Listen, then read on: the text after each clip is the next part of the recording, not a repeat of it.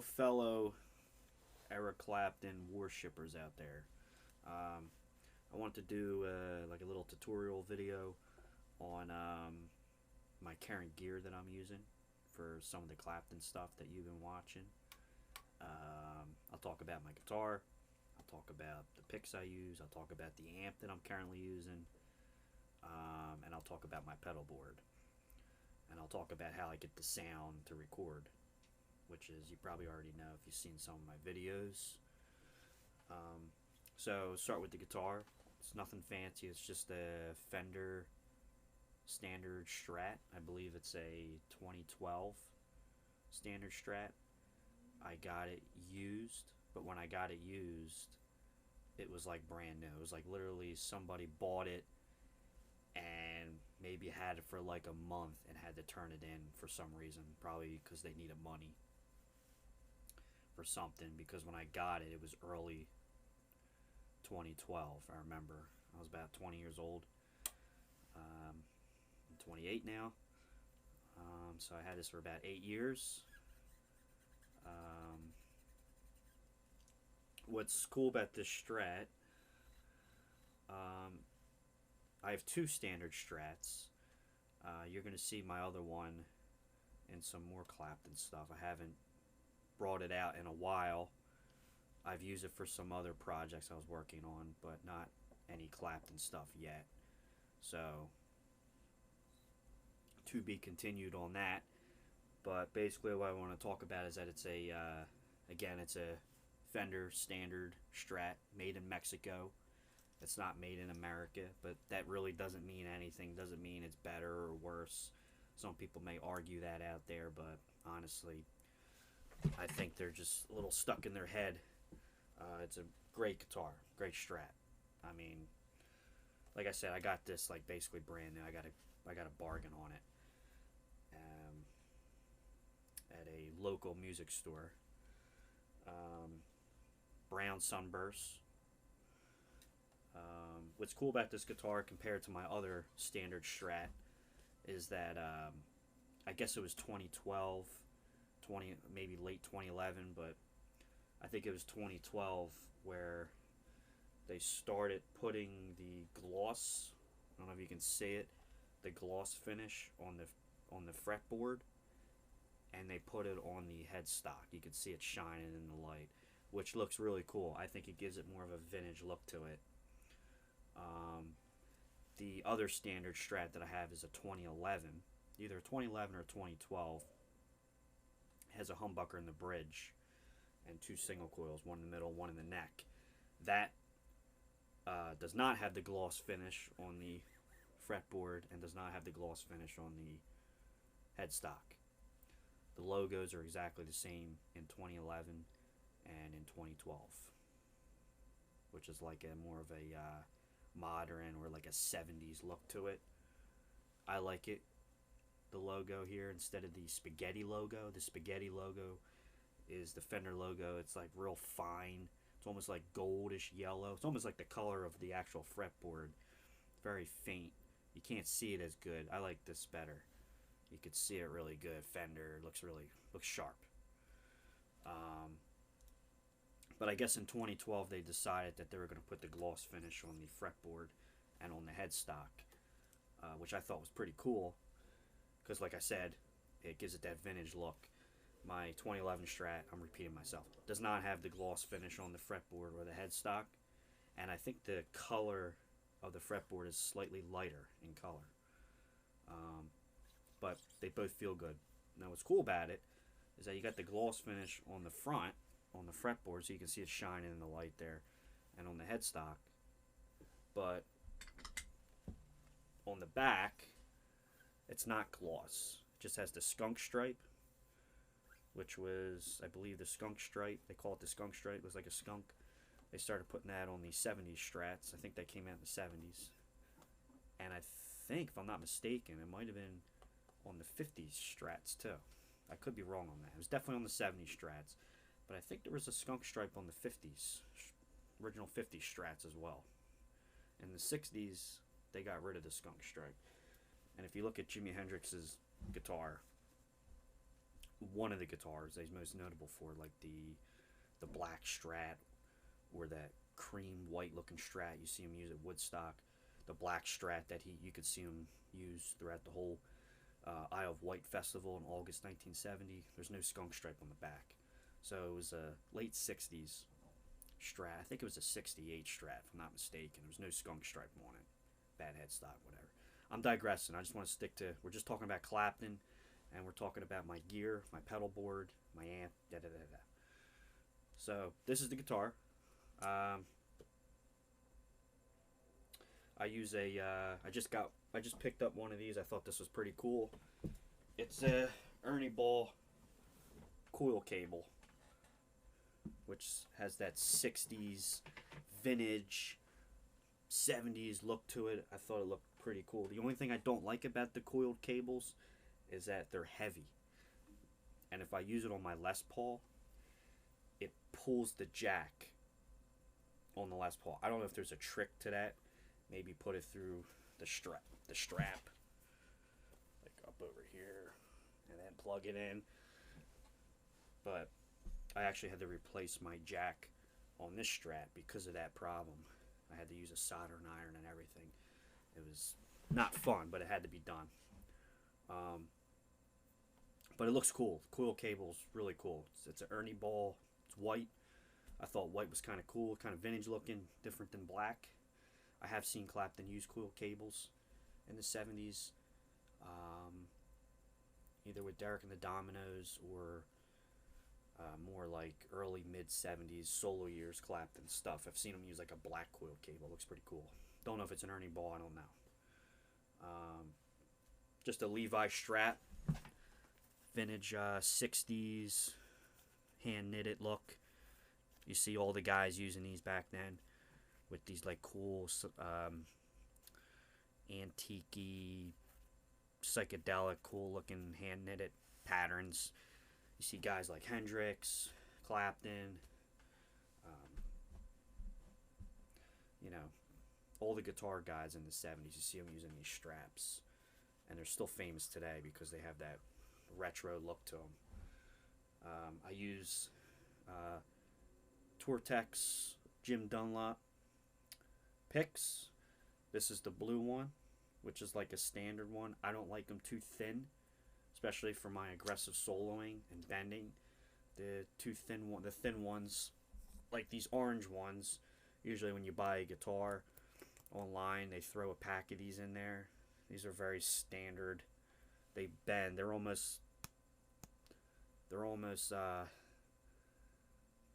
not that much thicker than a fingernail. So, and if you listen to it real quick, so here's the blue one. I'll just like strum a chord. It's like very aggressive sounding, the blue ones. They don't bend too. They're great for soloing.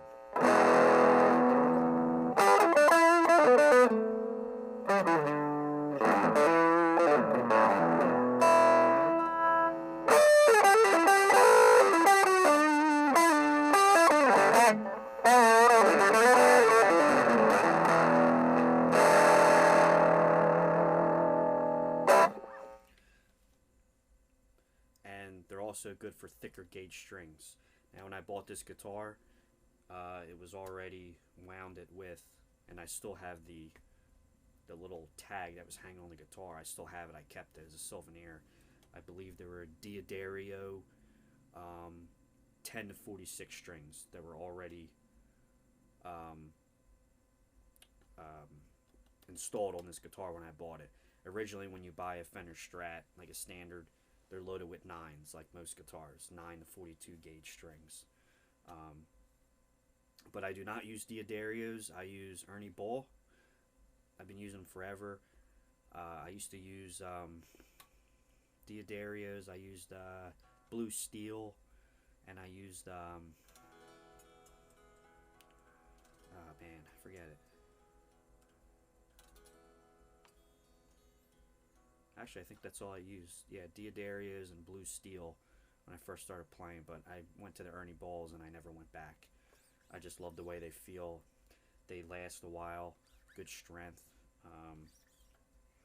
I always clean the strings when I'm done playing because of the oil in your fingers. Natural oil corrodes.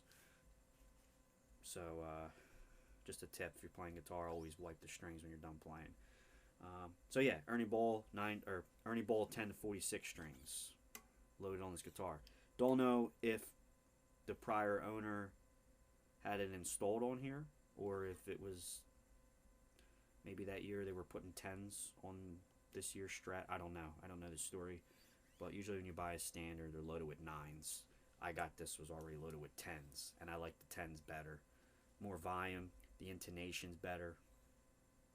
I'll get to that in a second too, about that intonation. So anyway, back to the picks. Yeah, so I used the Dunlop, the blue ones. The size like 1.0 mm, whatever that means. It's just basically the blue Jim Dunlop Tour-Tex picks. I prefer. I also used the purple ones. Jim Dunlop purple Tour-Tex. They're a little bit thicker. They're for some really aggressive stuff, but I think the blues are cool because you get good dynamics with it. It's just enough. And if you listen to the orange one, these are like the standard ones, like when you buy a guitar, like a guitar pack, or they throw in strings when you buy like a nice guitar, or I'm sorry, they throw in like a pack of picks when you buy a guitar. They usually give you these thin ones. These are good for like acoustic guitars, but what happens is when you start bending strings and bending notes, the pick bends with it, and it kind of affects the dynamics in your rhythm, especially when you're picking fast. But see, I don't even know if you can see. You can kind of almost see it bending. Different sound. I think they're a little noisy too.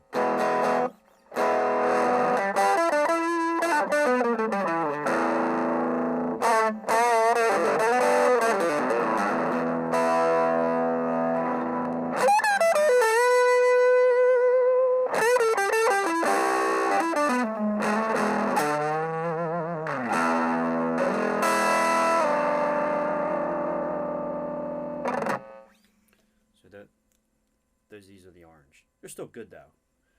I always use Dunlop picks. That's all I use. I don't use anything else. So that's that. We're going to talk about my amp. So the amp I'm using sounds a lot different from prior rigs that you've been hearing on my channel. Usually I use the Roland Microcube GX, like a little cube, like the cube amp they call it. It's the cube, which that thing is like so much bigger compared to this amp that I'm using, which you're probably going to laugh, but I'll tell you why I'm using this amp. So the amp I'm using is I'll turn the camera around. Here's the amp I'm using. It's a joke, right? It's a Fender Mini Twin battery powered 57 twin amp, and as you can see, compared to the radio, it's not that big. It can run on a battery, or you can use an adapter. I have it plugged in the adapter because I have it running pretty hot. Battery doesn't last that long. That's what the knobs look like. These amps were designed for like playing in the bedroom, practicing, kind of messing around. Not really for recording purposes, but I thought it would be a good idea to use that for some of the Derek and the Dominos stuff I've been doing, and some of the stuff from Derek and the Dominos.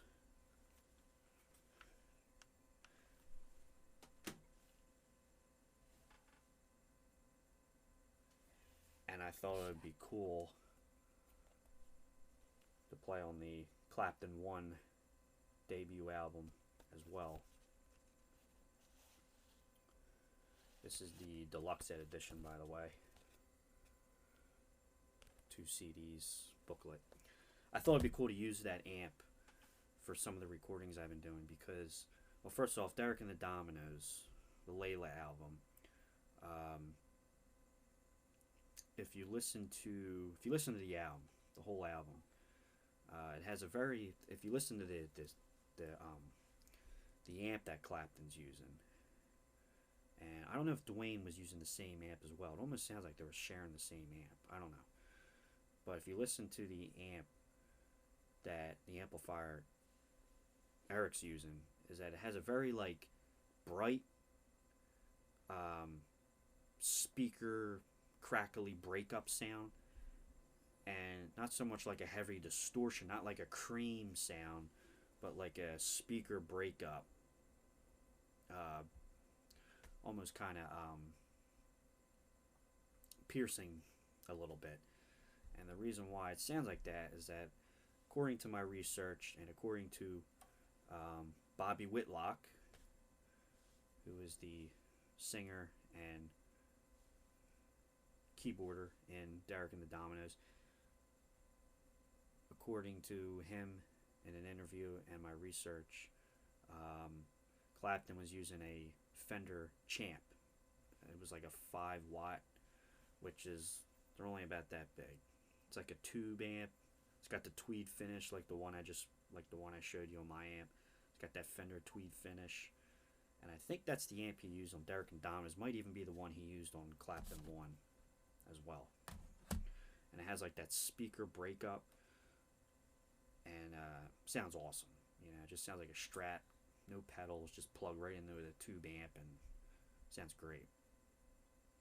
So for me, enable for me to get that sound, I couldn't get it on the amps I have. I have a Super Champ, but it's big, and I'd have to really crank it to get the sound I want, and I can't do that because it's too loud and it wasn't going to work. So I decided to go out and buy that goofy little Fender amp because it has that, you just heard it, it has like that speaker breakup. Now, to get more tone and more control with the sound, I use a Boss BD2 blues driver, which is like a Boss's version competing against Ibanez's Tube Screamer. It's basically it's a Tube Screamer overdrive pedal. You can use it for, it's a great pedal. 3 knobs: level, tone, and gain. That's where most of the sound is. That's where I'm getting the sound. I'm using the amp really just for the speakers, because they're small speakers, they're small twin speakers. So if I crank the pedal up, it's pushing the drive out of the small amp to get that kind of crackly sound that kind of simulates the effects on Derek and the Dominos album and on Clapton 1, like stuff like After Midnight. And just through just practicing, playing, sound checks, demonstrating, I seem to get that sound I want. Now, it doesn't sound perfect, of course. You know, some people might say that the tone sounds like crap or whatever. But the point of this was for me to be a little creative, to go into a different direction instead of using the same amp I use all the time. I really wanted to get something that was Clapton-esque kind of sounding, but I also didn't want to like break the bank, and I didn't want to waste too much time with it. So I ended up going with a Boss blues driver, BD2 blues driver, and a Fender 57 mini twin amp. And it literally has 2 twin speakers, so like this big. You can see them. You can see it through the grill screen on the amp. It's like little speakers. That also brings me to my next topic I want to bring up. According to Bobby Whitlock, Clapton on the Layla Assorted Love Songs album, Clapton used, according to Bobby Whitlock, and he's probably right, obviously he was there, Clapton used an amp called a pig nose amp. The company's called Pig Nose, you know, like oink oink pig nose. And I believe Duane had one, Duane Allman, and Eric had one, and it was literally the same amp as what I just showed you, that little Fender Twin amp I have that I just showed you. The pig nose amp is very similar to that. I wouldn't say it's better. I wouldn't say it's worse. It's literally about, it's taller. It's about that big. Looks like a little transistor radio. And it's about this big, about that wide. It's only about like that thick, front and back, front and back, side to side, whatever. It's literally only about that big. And believe it or not, Clapton used that. I forget which song, but it was used in the sessions during the Layla and Assorted Love Songs album. It runs on a battery. I believe the one he had does not run on an adapter. I don't even know if they had that back in the day. It just ran on a battery, and it opened up like a jewelry box. So that could also be how he got that sound, that crackly sound. And also, according to Bobby Whitlock, he was using Fender Deluxe amps. I guess they were Deluxe reverb amps, I'm assuming.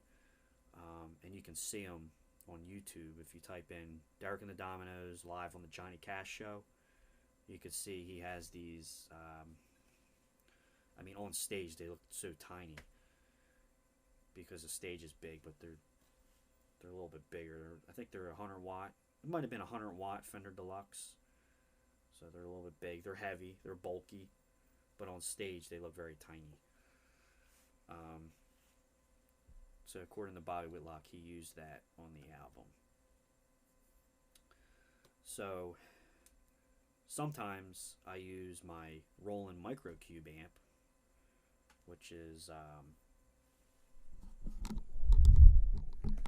that guy down there, the black one. I usually use that in most of my projects, and if I do use that for some of the Clapton stuff I'm doing now, I have it on the black panel setting. If you know anything about the Microcube GX Cube amp by Roland, it has all the different amp models. Well, if I do the Clapton stuff that I'm doing now, I have it on the black panel setting, which is like a clean sounding Fender Deluxe. So I use that to simulate some of the Clapton tones as well for the Derek and the Dominos stuff. So far. And I'll use that with a either a Boss BD2 Blues driver, which I'm going to show my pedal board in a second, or sometimes I use it with a Digitech Screamin' Blues distortion overdrive pedal, which is like the Digitech competitor version against Boss's BD2. It's basically a tube screamer. They're both great. Just recently I found out that they don't make the Digitech Screamin' Blues pedal no more. It's discontinued. They don't make it anymore. It was the coolest pedal for like $50. It was an awesome quality made pedal. It was heavy, which I have. I'll probably show it in another video. I don't have it out right now, but it's an awesome pedal. It has a couple more knobs that the BD2 does not have.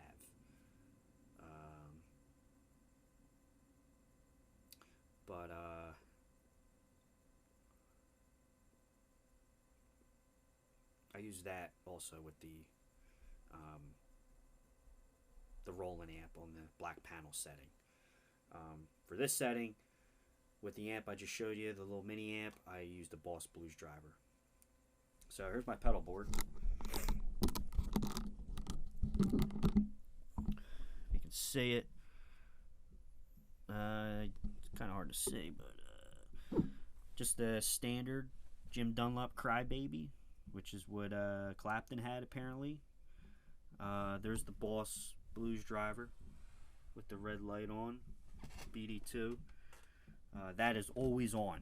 That never goes off. It's always on. This pedal I have right here, on the Layla album, there are a lot of there's a lot of overdubbing going on with guitar harmonies. So me doing the recordings and only being one guitar player and doing one recording in one take, I had to beef up my soloing and my melody lines.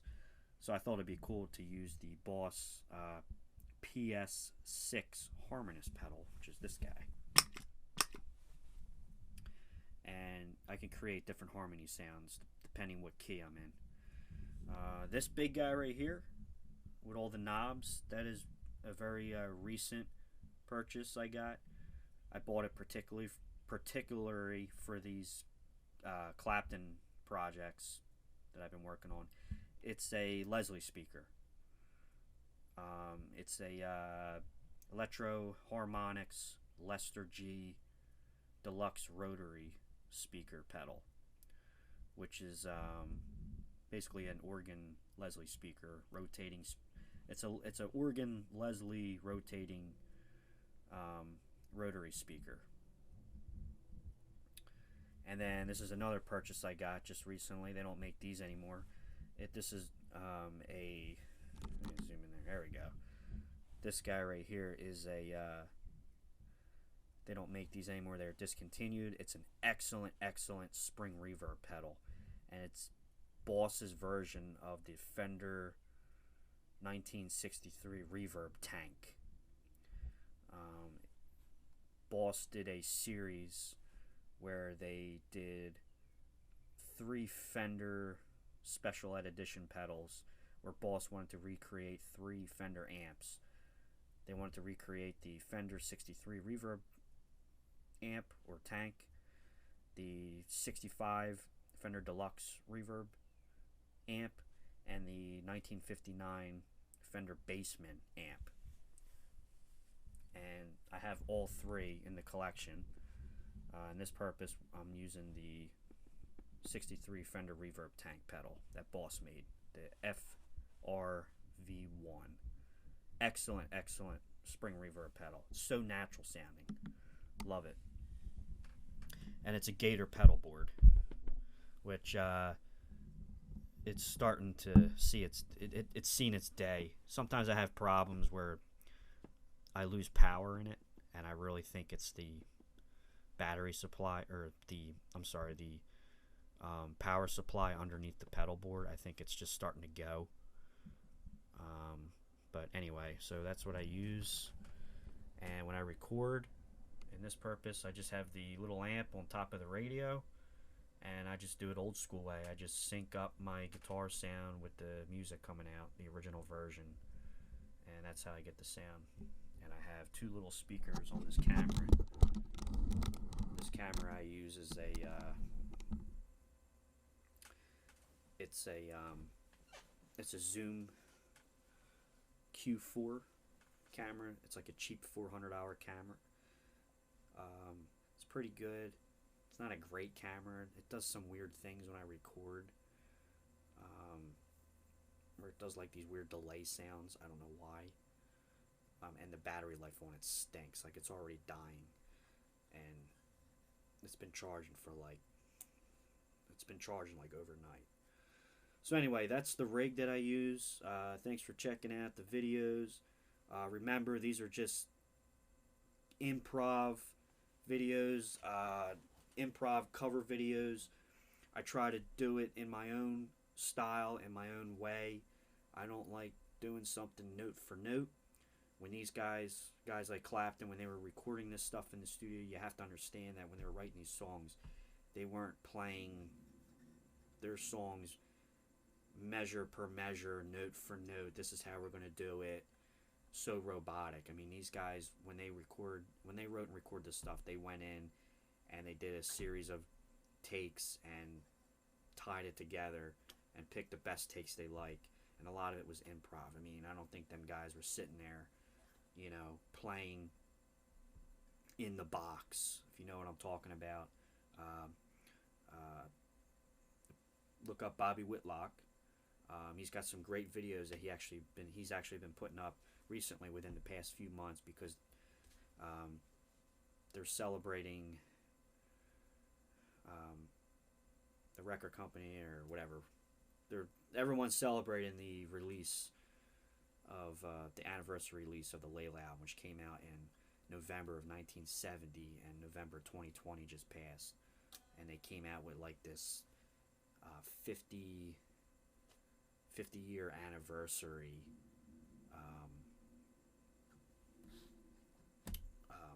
deluxe edition with like vinyls and CDs and stuff. I have just the original Eric Clapton remaster series, Layla. And then I also have the 40th anniversary deluxe edition. Now they have the 50 year, which is like this big box set, but I'm probably not going to buy it because this is enough. So, cool pictures of the sessions down at Criteria Studios in Miami. Some pictures of Duane Allman in there. But anyway, if you check out Bobby Whitlock, what I was going by, or what I was talking about before I get off topic, these guys, when they wrote these songs, they didn't go in there playing note for note, measure per measure. This is exactly how we're going to play the song.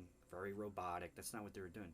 These guys were playing outside the box, and they were improvising, and they were playing what they were feeling on the spot.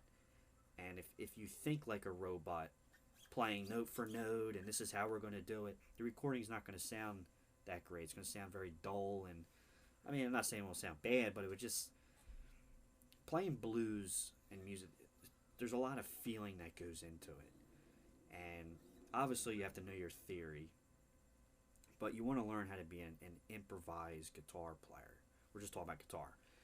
Well, any instrument, really. You want to learn how to be an improvised player. You want to learn how to apply music theory and knowledge to your playing, and you can do it almost like second nature. You don't have to think about it. You know, like, I remember when I was in the school band, when I was in like elementary school, they teach you, and you hear from Bobby Whitlock, and you hear from many other musicians, they teach you music in a way where it doesn't open your mind. That's why bands like Derek and the Dominos or Eric Clapton, that's why they were just good musicians, because they were trained improvised players. They knew what to play and how to play it without sitting there reading note for note, and this is how we're going to play the song, you know. And it's just, they don't go on stage doing that. There's no feeling into it. They already know the tricks of the trade. They know what chords, what scales are going to sound good over what chords and stuff like that. So again, that's where that whole like outside the box thing comes out of. You know, check out Bobby Whitlock. He kind of goes into depth on that. When I saw that and read that, or when I saw that video on YouTube, I was like, yeah, exactly. I'm like, he gets it, and that's, you know, I'm an improvised musician. You know, I'm not a musician where I learned how to play guitar one way. This is how you're going to do it. Or even when you're doing a cover of somebody's song, it's hard to play it note for note. Even if Clapton and Bobby and even them guys went in the studio and redid Layla, it's not going to sound the same. Because when they did those takes, it was like, this is it. This is a good take. We're going to use this. And what it came out to be is what it came out to be. So let it be. There it was. You know, when them guys played live on stage and stuff, all the songs sounded a little bit different every night. You know, and that's the way it was. And there's people, you know, they're going to bash guys like me. You're like, well, you know, his Layla version doesn't sound that great because he's playing different notes and it doesn't sound. It's not, of course. I mean, if Clapton was sitting here doing a take of his own studio take that he wrote, he would probably play it a lot different. Not a lot, because it's not really a hard song, but it would sound different than how it still sounds on the album. So,